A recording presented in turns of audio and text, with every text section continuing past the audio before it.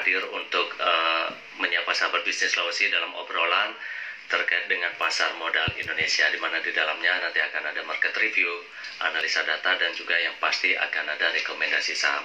Kali ini akan bergabung bersama kita Kepala Perwakilan IDX Sulsel, Bang Fahmin Amirullah, dan juga Eksekutif Account dari BRI Dana Reksa Sekuritas, Mas Yusuf.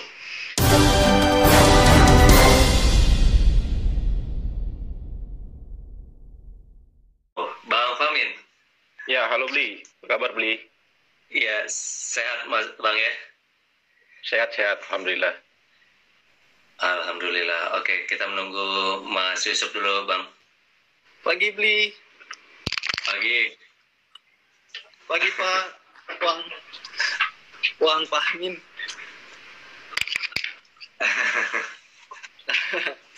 Oke, bisa kita langsung saja ya, Bang Fahmin. Ya, silakan Bli. Seperti biasa nih Bang Fahmin, untuk mengawali obrolan kita selalu dengan market review. Seperti apa nih Bang Fahmin pergerakan indeks kita untuk perdagangan hari Senin kemarin?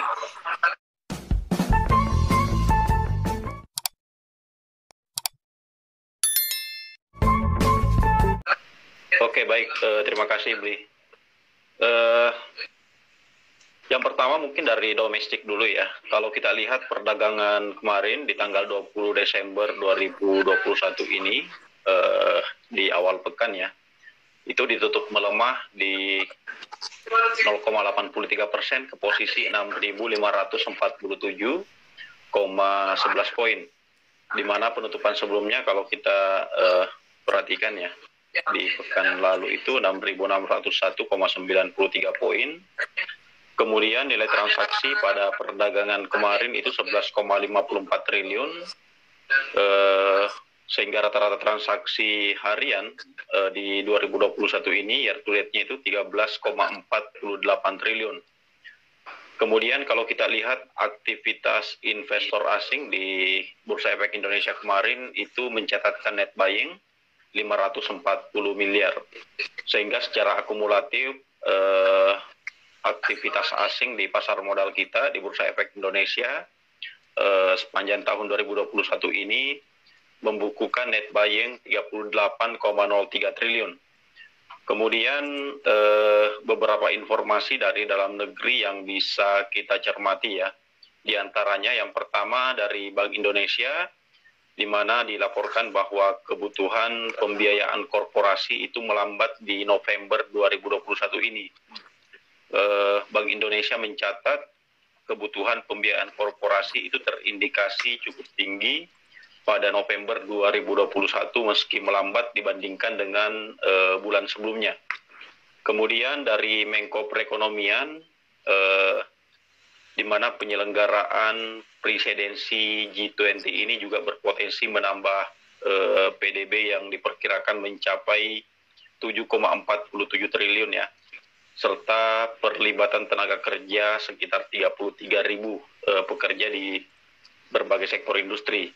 Kemudian OJK juga menerbitkan 3 infrastruktur literasi keuangan ya, yang terdiri dari LMS, Learning Management System, yaitu edukasi keuangan, kemudian Strategi Nasional Literasi Keuangan Indonesia 2021-2025, dan buku saku literasi keuangan bagi calon pengantin. Jadi OJK ini sudah mulai menginisiasi ya bagaimana memberikan literasi keuangan buat calon pengantin gitu Bli, sehingga pasangan muda di Indonesia nantinya itu bisa terliterasi dengan baik. Kemudian dari global kita lihat Bursa Wall Street kemarin juga sama dengan IHSG ya, itu ditutup melemah cukup signifikan ya pada perdagangan kemarin. Ini lebih banyak dipengaruhi oleh kekhawatiran oleh dampak Omikron yang memicu kebijakan pembatasan dan lockdown di berbagai negara. Jadi itu ditutup turun 1,23% menjadi 34.932,16 poin. Kemudian ada indeks S&P 500 juga terkoreksi 1,14% ke level 4.568,02 poin. Kemudian Nasdaq Composite juga turun melemah 1,24% ke posisi 14.980,94 poin. Kemudian pasar juga masih mencermati ya, yang saya sampaikan tadi, yang varian Omicron ini, di mana sudah menyebar ya di hampir di banyak negara, di mana musim liburan juga di musim dingin ini diperkirakan juga akan memicu lonjakan Omicron ini.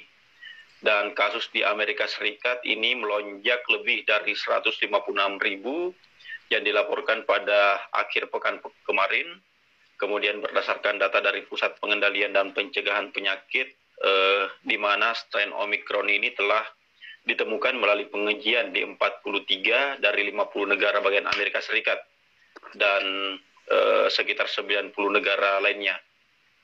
Kemudian dari perkembangan fiskal terkait kebijakan Biden juga turut mempengaruhi sentimen pasar kemarin, di mana Senator Amerika Serikat Joe Manchin mengatakan bahwa dia tidak bisa mendukung rencana pemerintahan Biden senilai 1,75 triliun US dollar yang disebut Build Back Better, di mana keputusan McCain ini akan menjegal penggelontoran biaya pengeluaran sosial dan biaya kebijakan perbaikan iklim. Kemudian kita bisa melihat perkembangan tersebut ya berpengaruh kepada Goldman Sachs yang memangkas perkiraan pertumbuhan PDB Amerika Serikat pada kuartal pertama 2022 menjadi 2%, di mana sebelumnya itu sudah diperkirakan 3% ya kalau nggak salah. Kemudian Goldman Sachs juga memangkas perkiraan pertumbuhan kuartal kedua dan ketiga di tahun 2022, menghapuskan asumsi anggaran tersebut dari perhitungan yang dilakukan. Kemudian terkait dengan saham yang terkait dengan pembukaan ekonomi yang mencatatkan penurunan di Bursa Amerika Serikat, di mana saham Las Vegas Sands turun 3,6%, kemudian ada Alaska Air Group terkoreksi 1,4%, kemudian ada saham sektor energi juga melemah ya. Ada Wells Fargo yang merosot 2,3%, kemudian ada saham perbankan JP Morgan dan Bank of America juga turun masing-masing 1,8 dan 1,6%. Sementara penurunan saham teknologi yang terkait dengan teknologi ya juga ikut menyeret bursa kemarin. Dan ini mencerminkan ketidakpastian apakah lonjakan Omicron ini akan membawa penutupan ekonomi baru yang lebih meluas seperti itu, Bli. Ya mungkin informasi awal yang bisa nanti dielaborasi oleh Deng Ucu, demikian dulu, Bli.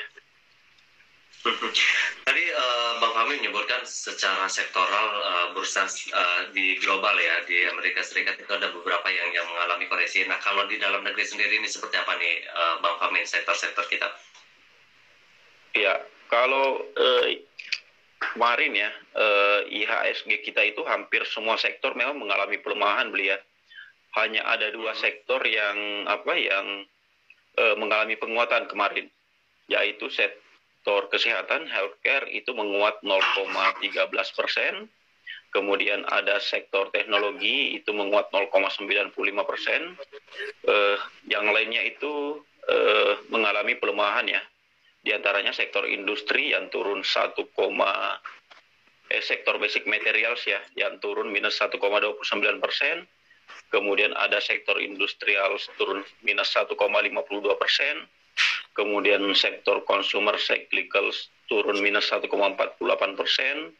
kemudian sektor finansial turun minus 1,06%, itu yang mengalami penurunan terdalam kemarin, Bri. Yang selebihnya kayak sektor properti itu hanya terkoreksi 0,11%, kemudian ada sektor energi itu terkoreksi 0,27%. Oke. Sekarang bergeser ke Mas Yusuf nih. Mas Yusuf, kalau misalnya kita mengacu pada apa yang sudah disampaikan oleh Bang Fahmi tadi, kemudian melihat sentimen-sentimen yang akan terjadi di hari ini seperti apa kira-kira pergerakan indeks kita nih, Mas Yusuf?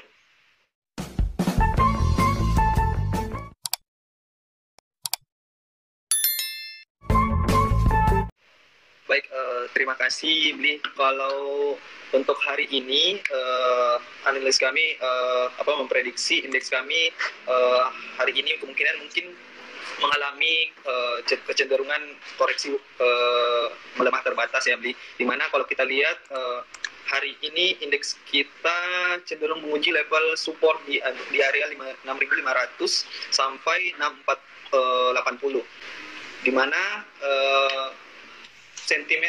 beberapa sentimen negatif yang akan jadi penggerak market hari ini, yaitu seperti yang Pak Fahmin sampaikan tadi, adanya terutama dari faktor COVID-19 ini ya Bli. Kalau kita lihat memang kemarin indeks kita mengalami penurunan cukup dalam, di mana kalau kita lihat ada beberapa sentimen, yaitu dari bursa global juga mengalami penurunan akibat dari adanya wacana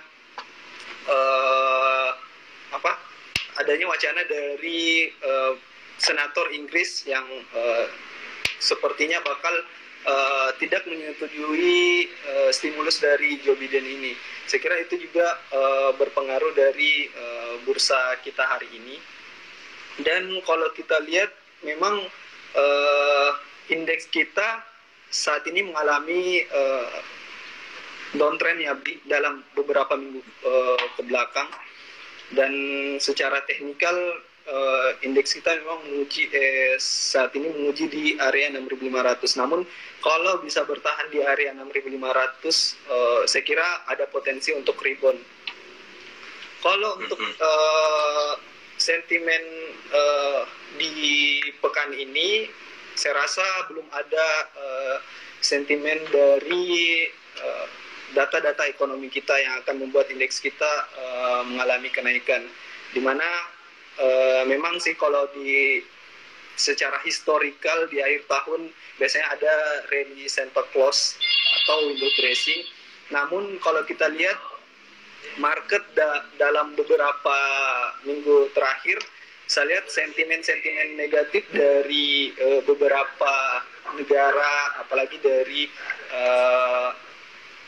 virus COVID-19 ini, itu yang akan menjadi pemberat indeks kita untuk pekan ke depan.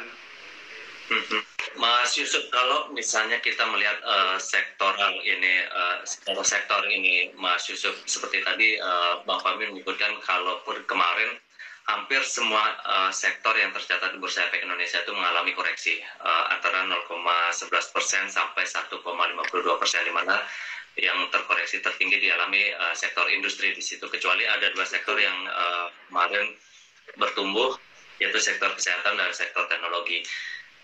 Kira-kira untuk hari ini seperti apa nih, Mas Yusuf? Saya kira kalau untuk sektor kesehatan, di mana seperti di tahun lalu ya, kalau kita lihat kenaikan dari sektor kesehatan ini akibat dari pandemi, memang sebagian dari dia dapatkan dari sentimen positif dari sektor ini, yaitu terutama di sektor farmasi ya, dimana kalau kita lihat adanya beberapa temuan dari sektor ini membuat sektor dari farmasi ini mengalami kenaikan yang cukup signifikan, dimana kalau kita lihat investor rata-rata yang sebelumnya membeli di sektor-sektor lain, saya kira beralih ke sektor farmasi dan teknologi. Kalau kita berbicara rekomendasi saham, khususnya di sektor farmasi tadi, Mas Yusuf, apa yang bisa direkomendasikan untuk hari ini?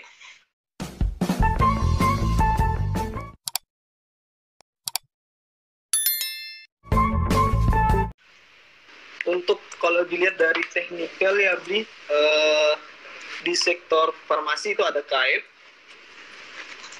di mana kalau kita lihat KF ini secara teknikal memang masih mengalami konsolidasi, namun saat ini terjadi golden cross, di mana potensi untuk kenaikan dari KF ini bisa ke 2.800 Bli. dan begitupun dengan IRA sama INAF. Ini hampir sama sih kalau dilihat dari pergerakan secara teknikalnya.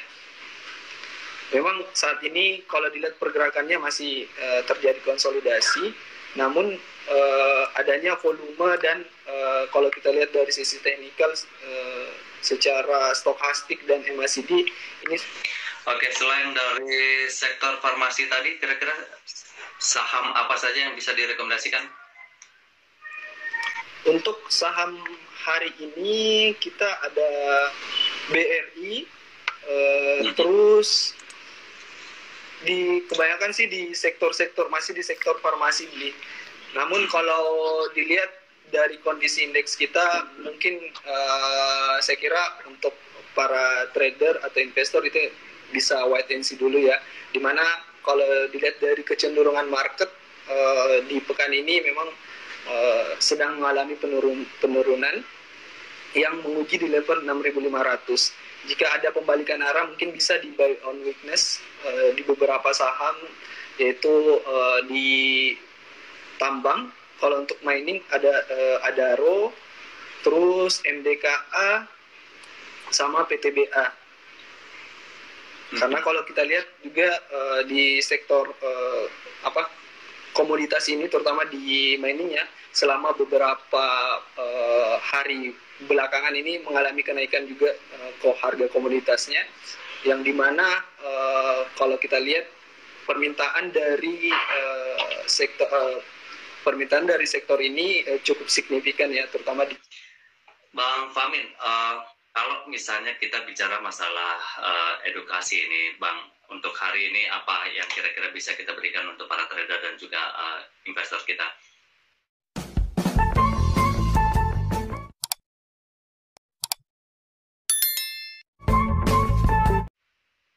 Ya, saya rasa buat para investor ya maupun para trader,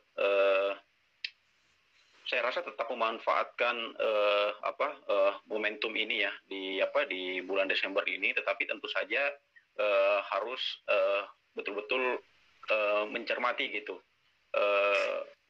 stock pick-nya, yang terutama ya kira-kira saham apa yang bisa diinvestasikan dan saham apa yang bisa ditradingkan oleh para investor ini.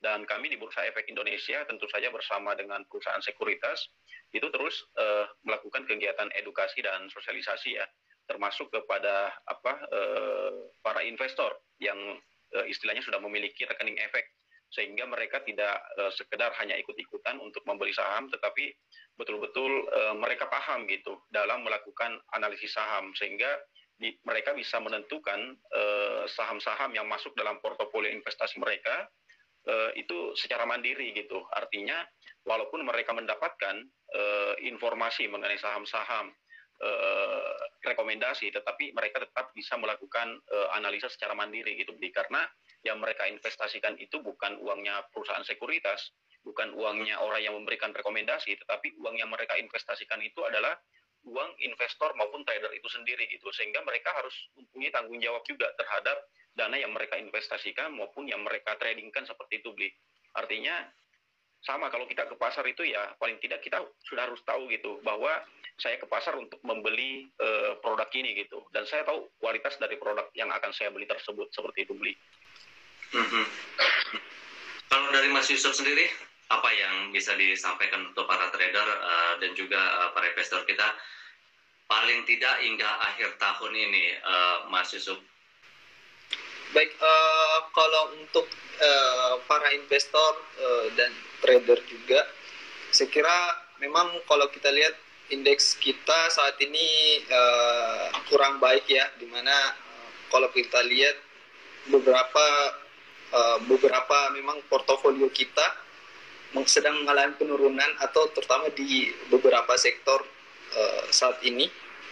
Namun untuk trader bisa lebih diperketat lagi trading plan-nya. Jadi saya kira bisa dilakukan lebih disiplin lagi secara signifikan untuk rencana tradingnya. Karena kalau kita lihat memang indeks saat ini memang masih mengalami penurunan. Namun sama seperti yang dikatakan Pak Fahmin, untuk para investor ini sebagai peluang sih kalau kita lihat dari penurunan ini, karena selama dari perusahaan itu masih mengalami kinerja keuangan yang cukup bagus, saya kira itu masih bisa dipertimbangkan untuk dibeli. Apalagi kalau dilihat dari perusahaan-perusahaan blue chip, terutama dari perbankan ya beli. Oke, baik. Terima kasih Mas Yusuf, Bang Fahmi untuk obrolan kita kali ini, dan ini pasti bermanfaat sekali untuk para sahabat bisnis Sulawesi, terus sobat IDX dan juga teman-teman dari BRI dan Reksa Sekuritas. Kita bertemu kembali di lain kesempatan. Sampai jumpa. Oke, kasih beli. Terima kasih, Pak. Oke. Terima kasih, Pak.